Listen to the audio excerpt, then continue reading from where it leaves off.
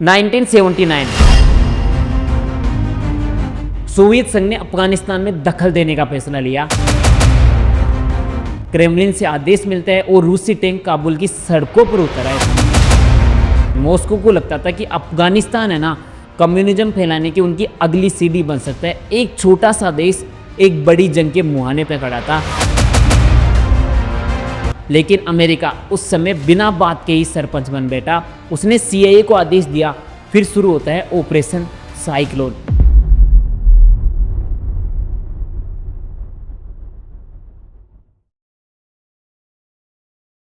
इस ऑपरेशन का मकसद था अफगानिस्तान मुजाहिदीनों को गुप्त तरीके से फंडिंग और हथियार देकर सोवियत सेना के पीछे धकेलना।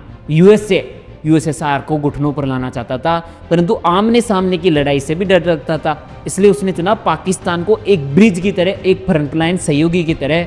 पाकिस्तान की ISI को ये जिम्मेदारी सौंपी गई कि वह इन हथियारों और पैसों को मुजाहिदीनों तक पहुंचाए। कहा जाता है कि 1980 से 1989 के बीच में अमेरिका ने लगभग 3 से 4 बिलियन डॉलर खर्च किए मुजाहिदीनों के लिए। लेकिन ये रकम है ना, सीधी नहीं गई थी। सब कुछ सीक्रेट ऑपरेशन के तहत हुआ। CIA ने जो हथियार भेजे उनमें शामिल थे स्टिंगर मिसाइल, ऐसे हथियार जो हेलीकॉप्टर को आसमान में उड़ते ही गिरा सकते थे।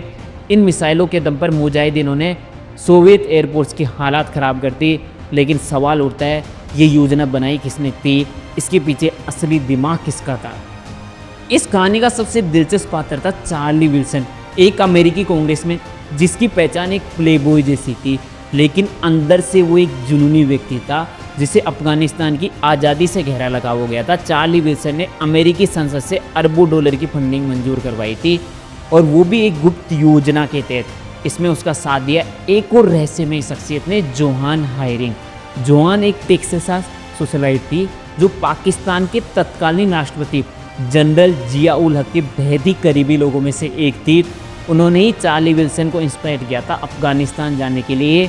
वहाँ उसने देखा अफगानी लड़ाके कैसे बिना किसी रिसोर्सेस के रूसी टैंकों से लड़ रहे।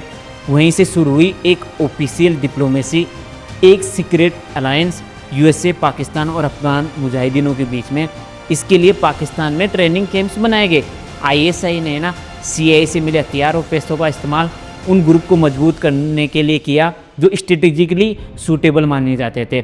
इसमें हिकमत यार, हक्कानी और बाद में तालिबान के बीज बोने वाले तत्व भी शामिल थे। कई रिपोर्ट्स के अनुसार अमेरिका को इस बात का अंदाज़ा था कि ISI कुछ हार्डकोर पिक्सल्स को प्रेफरेंस दे रही है, लेकिन कोल्ड वॉर के जुनून में ये एक्सेप्टेबल लॉस मानकर मान लिया गया। 1989 में सोवियत सेना ने अफगानिस्तान छोड़ दिया। अमेरिका इसे आज भी एक बड़ी जीत के रूप में देखता है। बिना किसी अमेरिकी सैनिक की जान गंवाए एक सुपर पावर को झुका देना, लेकिन शायद यही सबसे बड़ी भूल हो गई। CIA ने अफगानिस्तान को मिशन एकम्प्लिश्ड मानकर छोड़ दिया। अमेरिका वापसी कर चुका था, लेकिन हथियार वहीं रह गए, पैसे वहीं बहते रहे, और कट्टर आइडियोलॉजी अब एक ऑर्गेनाइज रूप ले चुकी थी। बिना किसी पश्चिमी निगरानी के ये ग्रुप धीरे धीरे ऑर्गेनाइजेशन के रूप में ढलने लगा, जिसका नाम पड़ा तालिबान।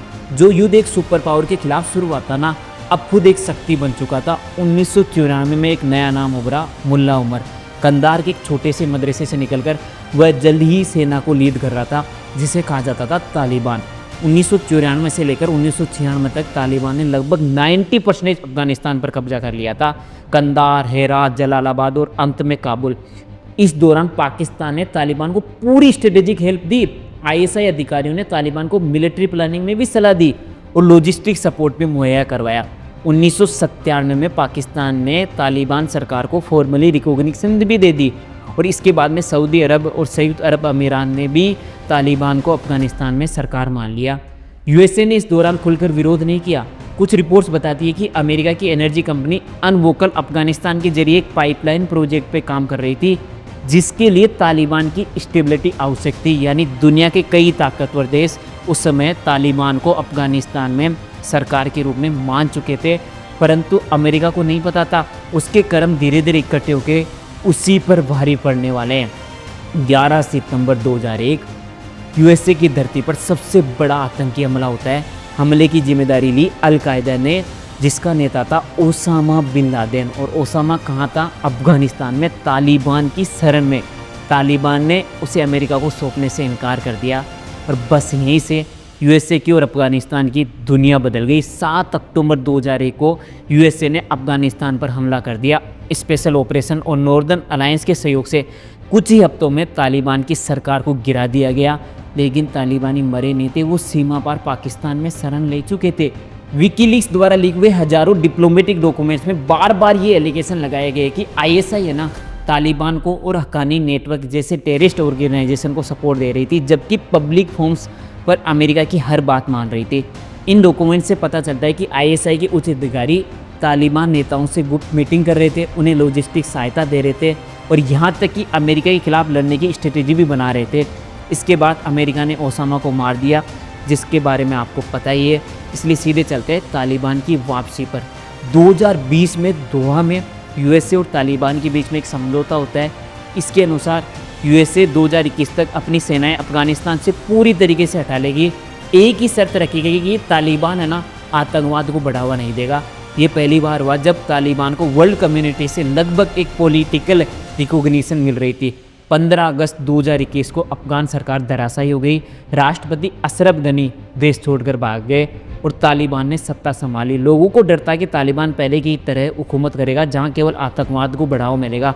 पर तालिबान अभी सोच को बदलने की कोशिश कर रहा है। इसलिए उसने सोशल मीडिया पर यूएसए के लिए एक वीडियो अपलोड किया है, जिसमें उसने अफगानिस्तान की टूरिज्म इंडस्ट्री को प्रमोट किया है। Assalamu alaikum wa rahmatullahi wa barakatuh. We have one message for America. Welcome to Afghanistan. أن تكونوا شامة بين الورى فافتحوا पर क्या हकीकत में तालिबान बदल गए या ये कोई एक नई चाल है? आपको क्या लगता है? अपनी राय कमेंट बॉक्स में कमेंट करके ज़रूर बताएं और ऐसी ही जानकारी के लिए चैनल को सब्सक्राइब ज़रूर करें।